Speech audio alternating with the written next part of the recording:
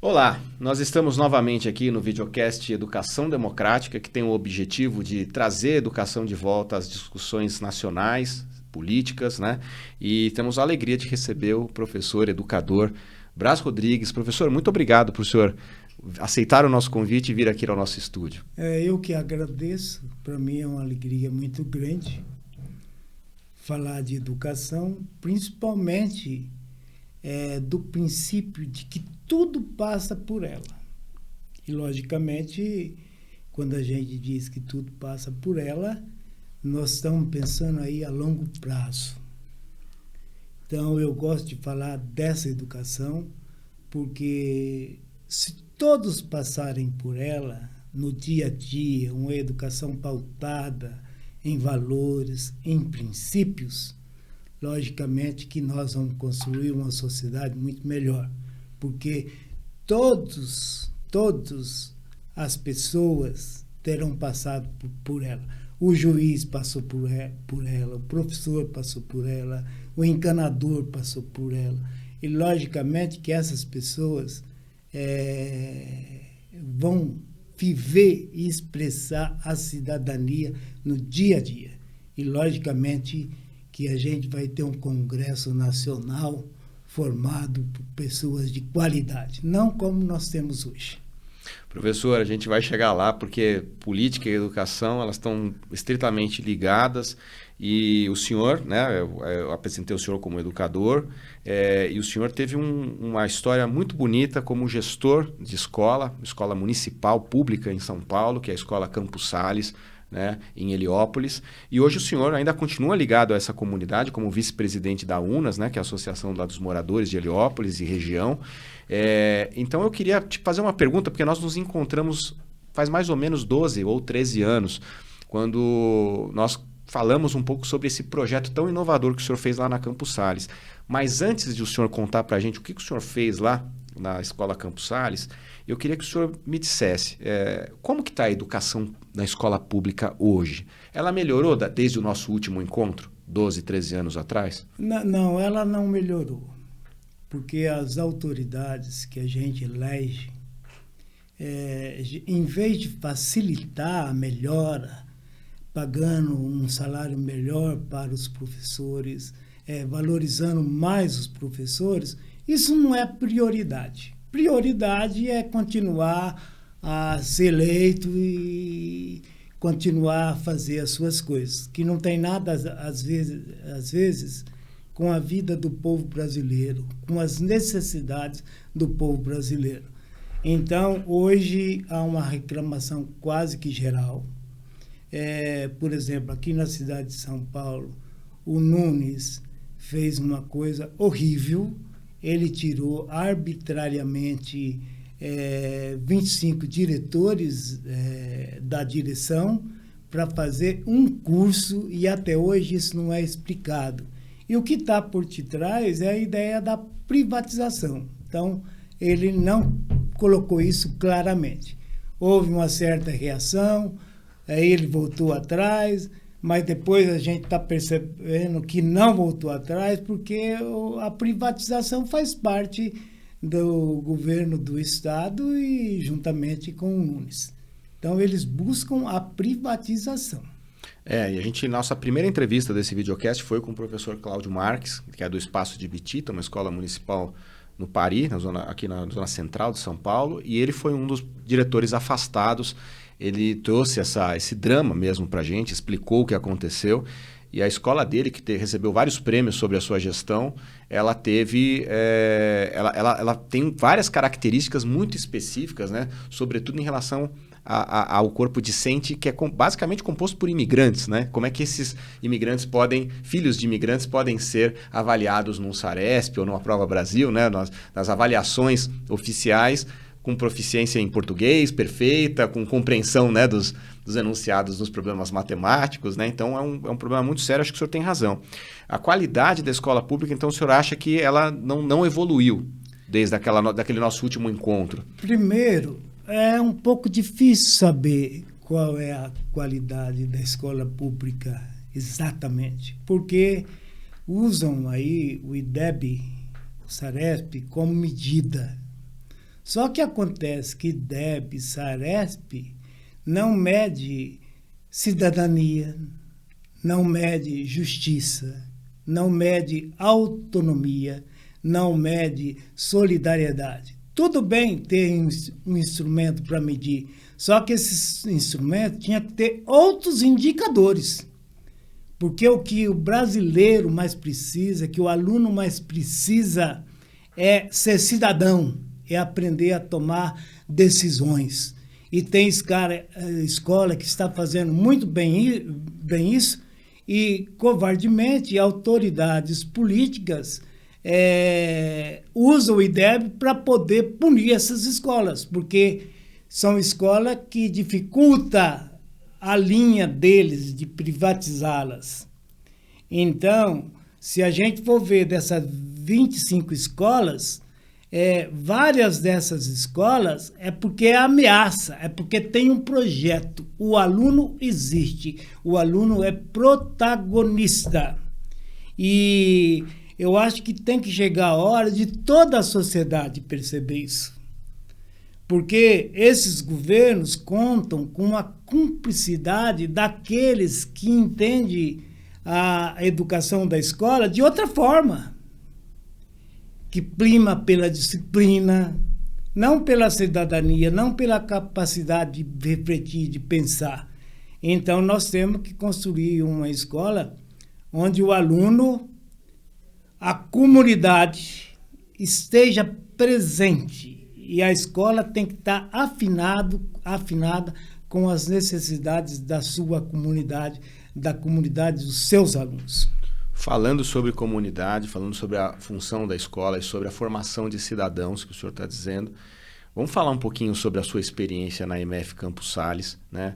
Onde o senhor criou e foi idealizador de um projeto onde não só as próprias paredes da escola elas deixaram de existir, mas também foi criada uma república dos alunos. Conta um pouquinho para nós como foi essa experiência, professor. Então, Flávio, eu jamais tinha imaginado em ser diretor de escola. E a influência da minha mulher, que já faleceu, é que me levou a fazer pedagogia e a me tornar diretor de escola. Antes da direção, de assumir a direção, eu dei aula há 19 anos. E durante esse período, eu consegui viver várias coisas, junto com colegas professores. Então, uma das grandes coisas que eu conquistei foi que tudo passa pela educação. E que a escola tem que ser um centro de liderança, de referência na comunidade onde está inserida. Então, eu já cheguei na Escola Campos Sales como diretor com essas ideias que eu tinha adquirido num trabalho junto com mais 3 professores. E, logicamente, eu cheguei e comecei a ver que eu tinha que enfrentar um grande problema. Então, Heliópolis, na época, era a época das chacinas. Às vezes falavam que ia matar 14, matava mais, porque sobrava para quem estava passando.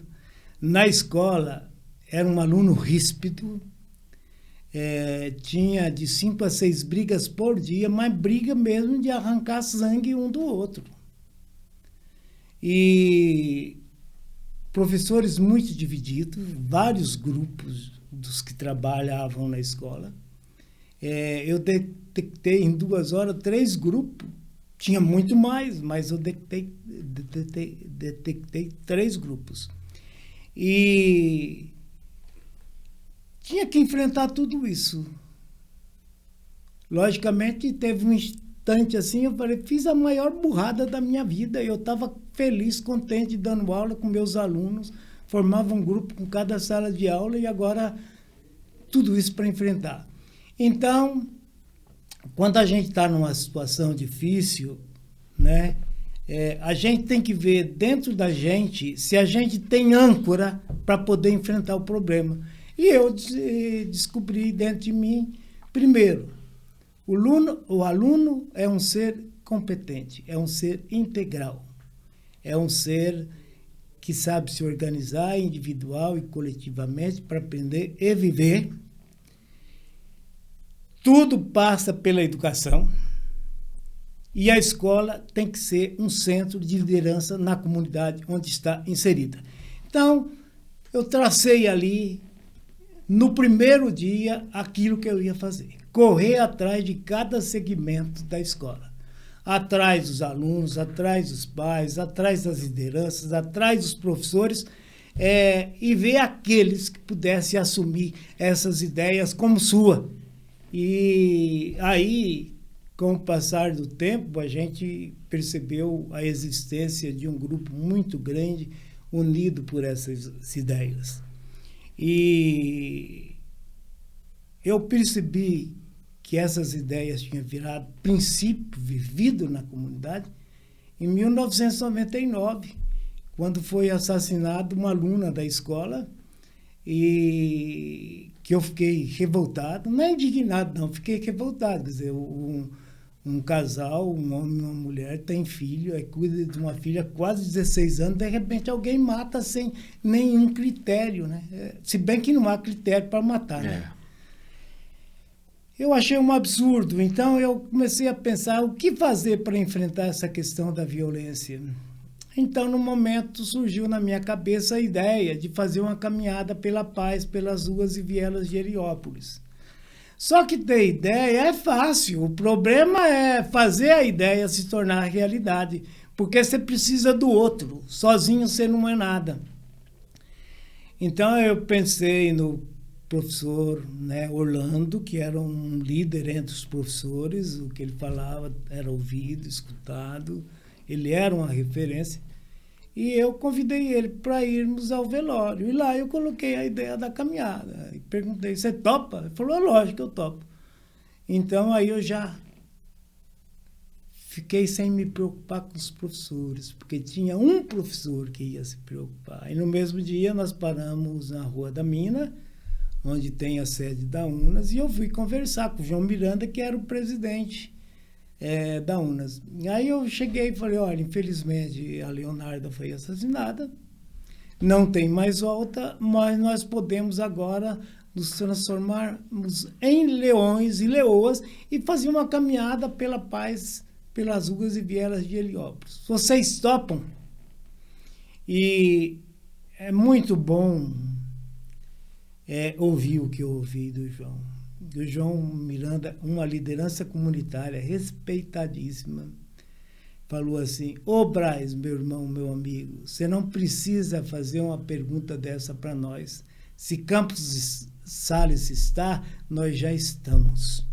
Não existe nós aqui e a escola lá. Nós somos a mesma coisa.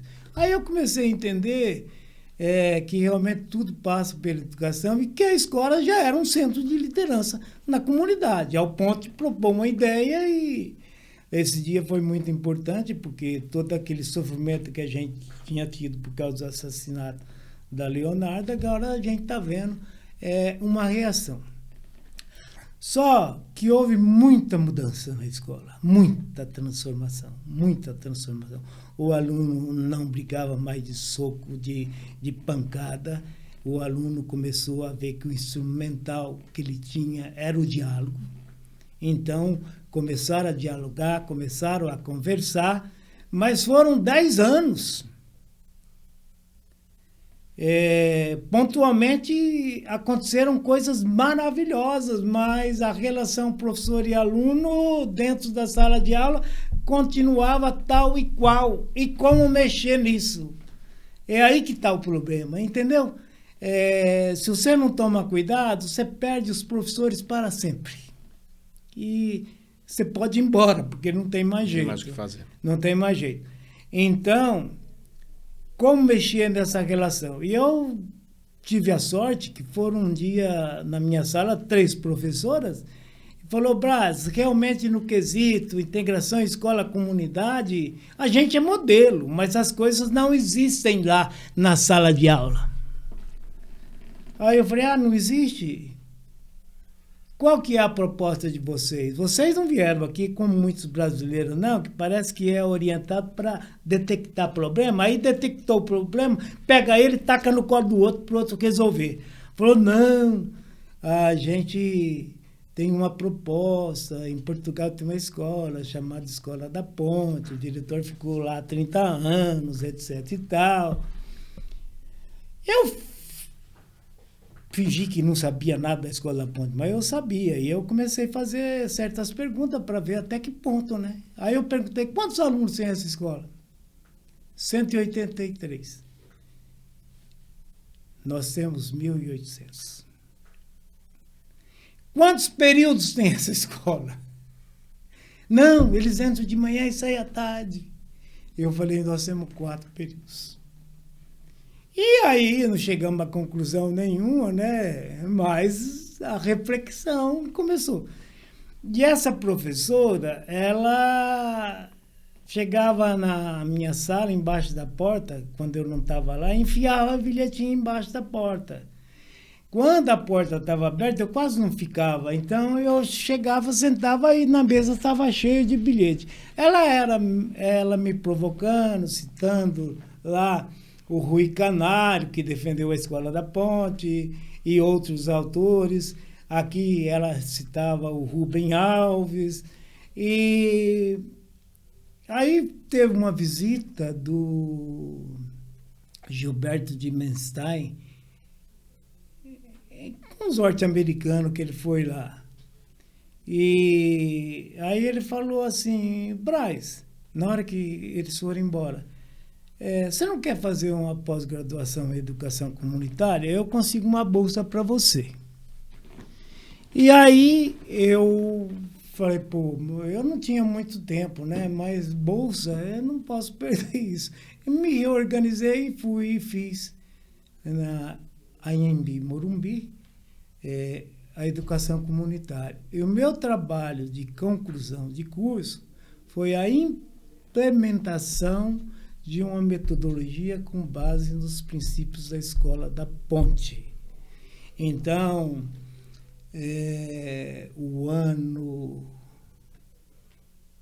2014, 2015 foi muito rico. Então, eu discuti muito educação, fiz estágio de observação no Amorim Lima, e a gente discutiu esse projeto, né, com a comunidade, com os pais, com os alunos.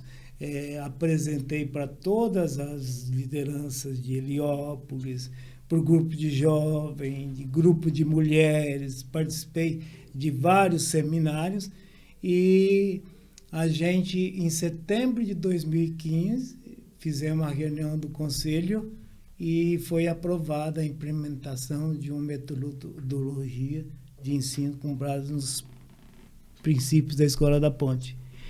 Aí, eu fui para casa mais preocupado do que sempre, porque está aprovado, mas e agora? E agora? Como implementar? E agora? E foi complicado, porque durante 2 anos nós fizemos murro na ponta de faca, tinha algumas coisas brilhantes, mas a relação professor e aluno continuava tal e qual. Tal e qual. Só uma pausa, professor, porque o senhor falou, e talvez algumas pessoas que estejam nos assistindo não sabem o que é a Escola da Ponte e não sabem exatamente o que ela significa, né? Então, é uma escola em Portugal, né, que criou um modelo, um projeto diferente de educação, né, que, obviamente, fisicamente, ao olhar, nós percebemos nitidamente que ela elimina as paredes das escolas, começa a combinar faixas etárias diferentes de alunos.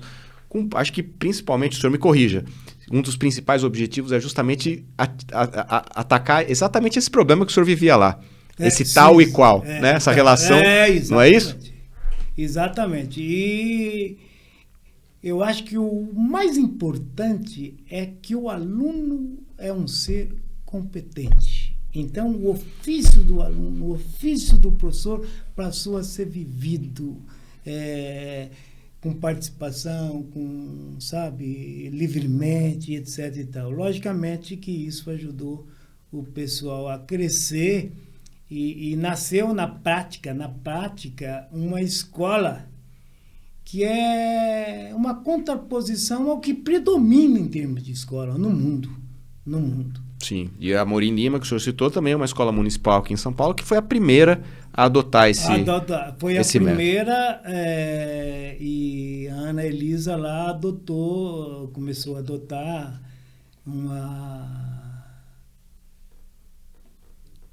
gradualmente.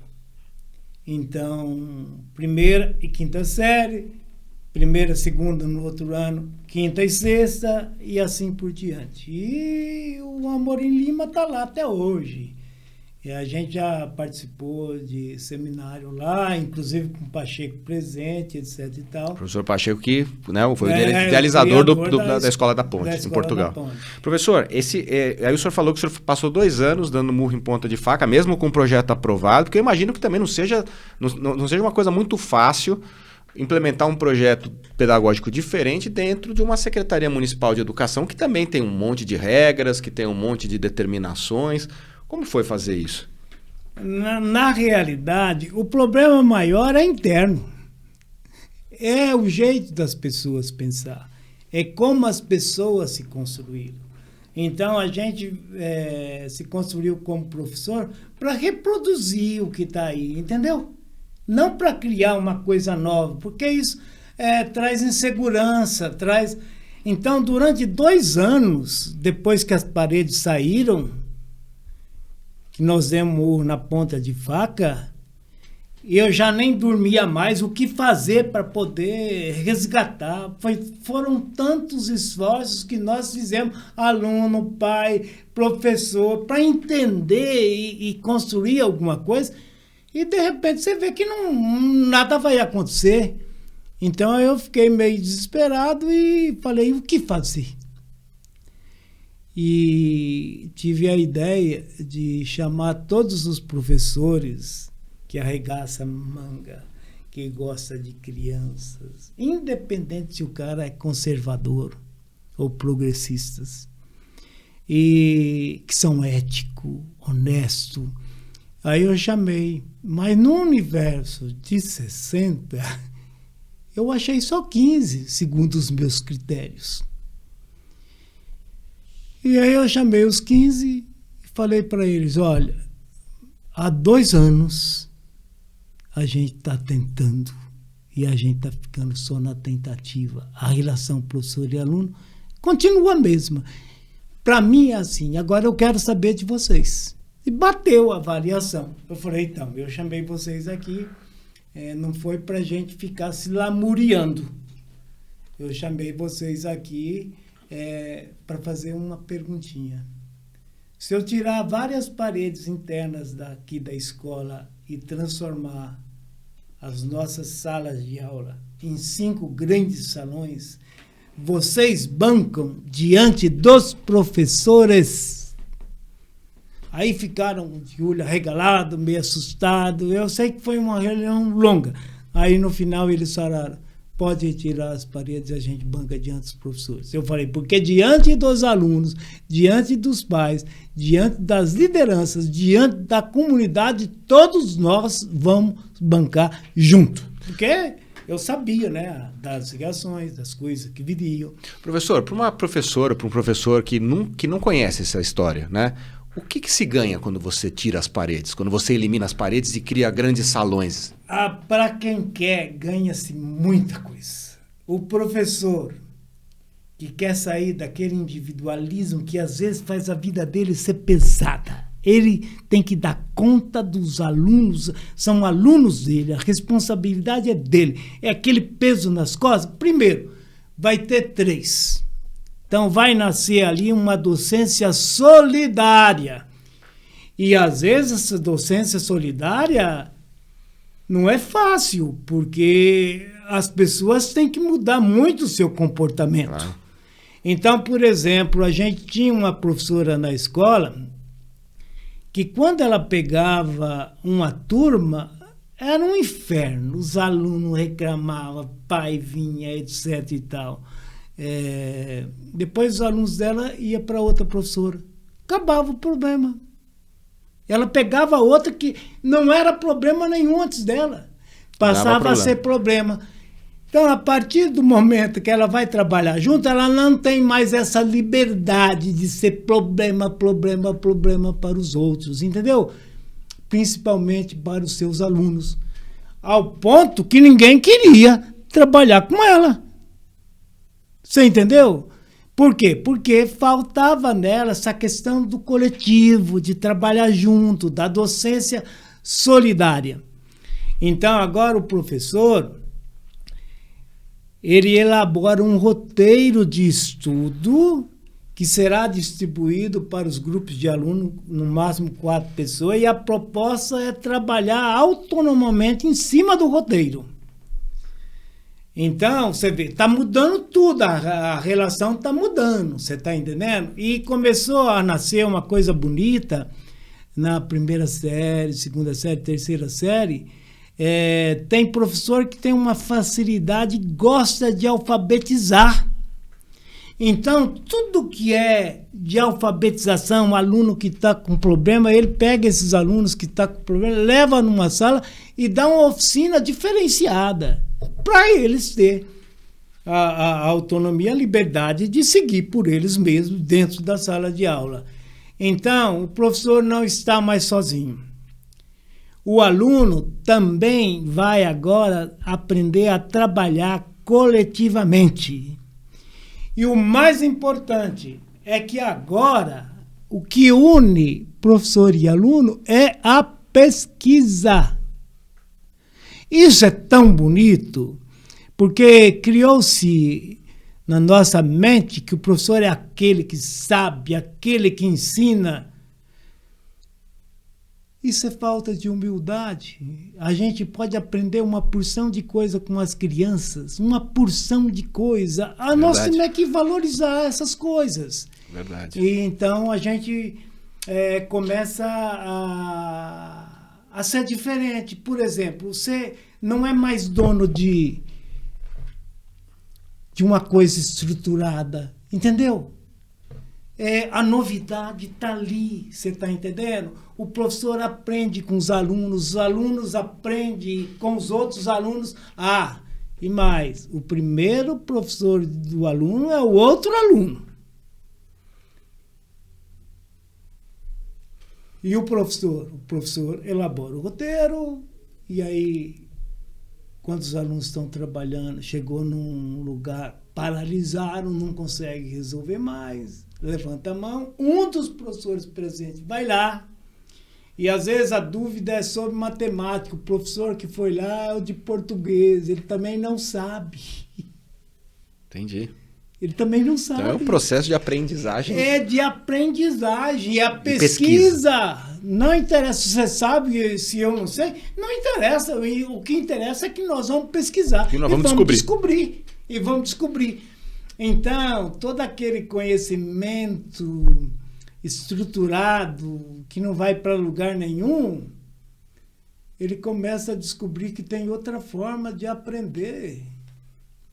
E isso foi feito na escola para os 1.800 alunos? Todos os alunos.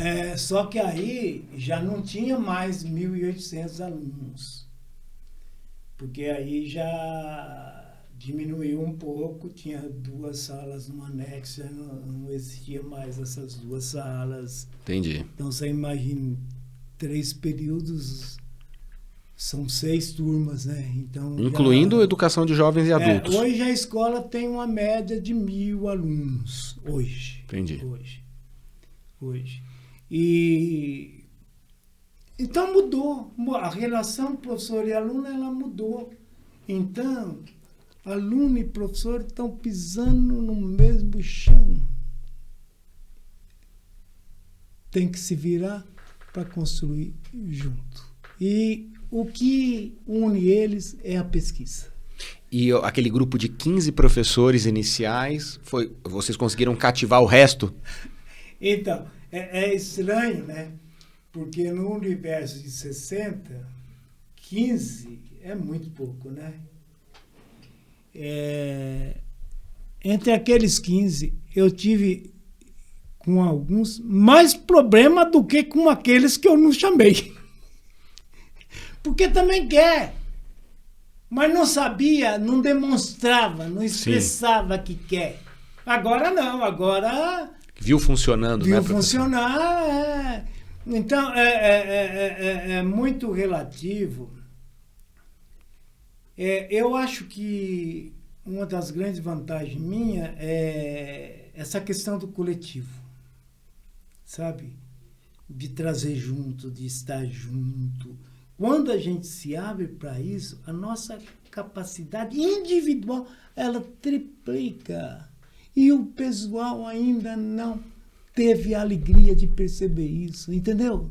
Professor, nesse nosso primeiro encontro, que já faz quase 15 anos, o senhor falou uma coisa que eu vou mencionar aqui, porque eu achei tão bonito isso que o senhor mencionou, que tem tudo a ver com o senhor acabou de falar agora. O senhor disse para mim assim, que a autonomia não é independência, mas nós devemos primar pela interdependência.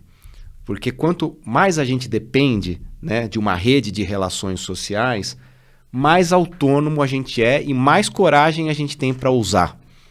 Gente, o que eu sinto, né? Eu fico até arrepiado, sabe? Porque eu estou pensando, na hora que você está falando isso, eu estou pensando em Heliópolis, na executiva da UNAS, na diretoria da UNAS. Quanto mais eu dependo dessas pessoas e dos valores que nós cultivamos, mais eu sou contente, mais eu sou braço. Porque eu não sou nada sozinho, mas com eles eu sou muita coisa. Por quê? Porque os princípios unem todos nós e dá força para que a gente continue a lutar, a persistir. Eu acho que isso é fundamental. Professor, e vocês evoluíram para uma ideia depois, para um outro projeto, que é a República dos Alunos, né? Como que foi essa ideia? Então, porque mexe tudo, né? Logo que a gente teve os salões, o professor começou a trabalhar em salão, então começou algumas reclamações de professor, a gente não aguentava com 25, agora 105, só que eles não mencionavam que eram 3 professores por salão, então a proporção era a mesma. Sim. Hoje nós conquistamos, hoje são 25 alunos. É uma conquista do projeto do Conselho Municipal de Educação. Aí teve um dia que teve uma reunião de professores e o professor bravo, dizendo que agora a indisciplina é impossível, por causa do salão.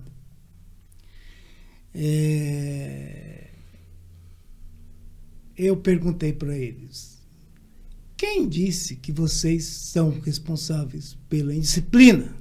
Os professores ficaram assustados, né? O diretor falando isso, porque o diretor disse que eles são os responsáveis. Aí eles ficaram meio assustados assim, aí eu perguntei, quem é mais prejudicado pela indisciplina? Os alunos, todo mundo. Eu falei, então, chama os alunos para ajudar a resolver esse problema. Se vocês quiserem resolver esse problema, sozinho, não vai ter solução. Já passou a época que um moço e uma moça se casavam, tinha 13 filhos, e os 13 rezavam na mesma cartilha, e a autoridade do pai fazia todo mundo andar nos trilhos. Acabou. O professor que quer disciplina usando a autoridade, sendo autoritário, vai virar chacota, vai virar brincadeira dos alunos. E aí, naquele dia, nasceu uma comissão de professores presente, de boa vontade, e essa comissão começou a fazer parte dela alunos e um ou outro pai, e aí resolveram, então, criar uma comissão mediadora em cada salão, de 8 a 10 alunos. E a tarefa desses 8 a 10 alunos é cuidar da convivência dos alunos. Questão de preconceito, questão de... Então, o aluno que se manifesta dessa forma sobre o outro, e as comissões dão um jeito nele. Então chama, isso não pode acontecer aqui por isso. E essa comissão conseguiu uma coisa inédita. Tem uma pessoa chamada Pada, e ela deu assessoria lá no Campos Sales, e aí tinha uma briga de alunos. E aí, de repente, formou uma roda assim e falou: nós somos a Escola da Paz, nós somos a Escola da Paz. E os meninos pararam na hora e saíram assustados.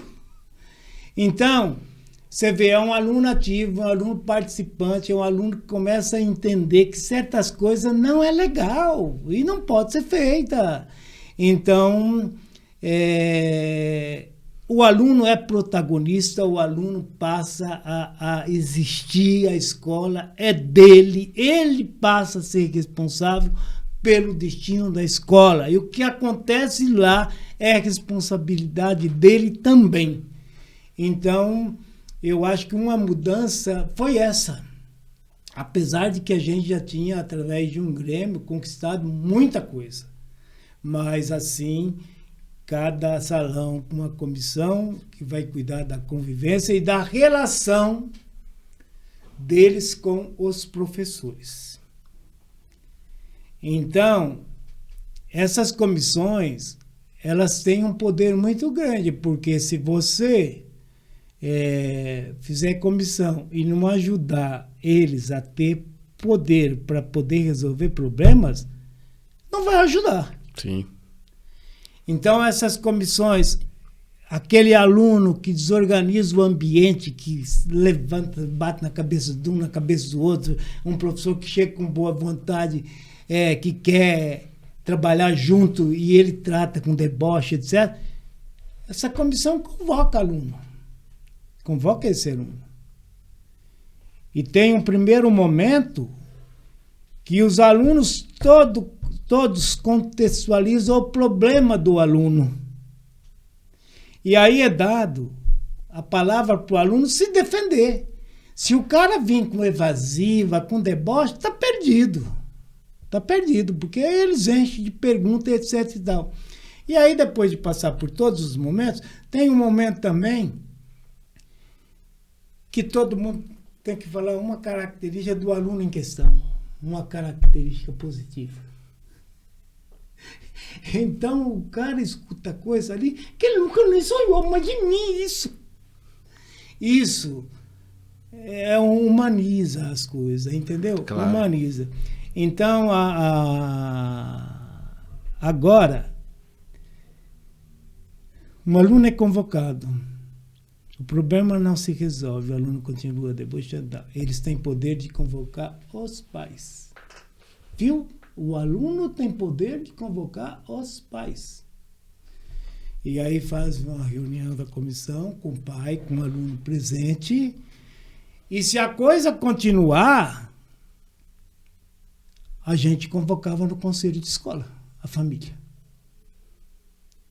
Então, para que a comissão fosse levada a séria. Só que tem uma coisa importante que eu tenho que dizer. A comissão também pode convocar professores. Professor que pisa na bola, o professor que emite juízo preconceituoso. E um dia uma comissão falou assim: Braz, nós vamos convocar um professor. Por quê? Porque ele é preconceituoso. Convoca. Aí eu resolvi perguntar quem é a professora. Aí eles falaram quem é a professora. A professora tinha chegado na escola, era um esteio do projeto desde o início, foi para a escola por causa do projeto, defendia eles na reunião. Aí eu falei: e agora? Que eu faço, né? Sim. Aí eu argumentei e tal, eles falaram: então nós não vamos conversar, nós vamos observar mais. E aí eu estou sentado na sala, sai a professora, depois, 1 hora, 2 horas depois: eu não vou ficar com essas crianças mais doidas. Eu falei: mas é impossível, será que eles convocaram? Aí eu fui lá, estava todo mundo com os resultados. Eu falei, vocês não combinaram que ia observar. Mas nós chegamos lá, ela foi preconceituosa de novo. Aí não teve jeito. Aí é o seguinte, o que resta para o diretor? Porque geralmente as pessoas não querem fazer o que tem que fazer. Eu tinha que ir atrás dessa... eu preciso dos alunos, eu preciso também da professora, enquanto diretor. Então, eu tinha que ir atrás da professora e falar, professora, eu correndo o risco de levar um tapa na cara. Aí eu falei, professor, é só um exercício de democracia. O que custava você responder aos alunos, a justificar? Eu justifico você e você tem muito mais coisa do que eu. E voltei e tal. No outro dia de manhã, a professora chegou para o Braz. Não dormi a noite inteira. Então eu vou procurar a comissão e vou falar que eu vou passar pela comissão. E aí ela foi. Aí ela saiu de lá sorrindo, alegre, falou, foi a melhor coisa que aconteceu comigo. Essas coisas podem ser criadas, você está entendendo? Sim. Sabe, é uma coisa vital e as pessoas... esquece disso. Então, aquilo que a gente precisa para poder aguentar, para poder produzir melhor, a gente não quer passar. É possível fazer isso dentro de uma escola? É possível fazer isso. Agora, você fez uma pergunta, essa questão do sistema.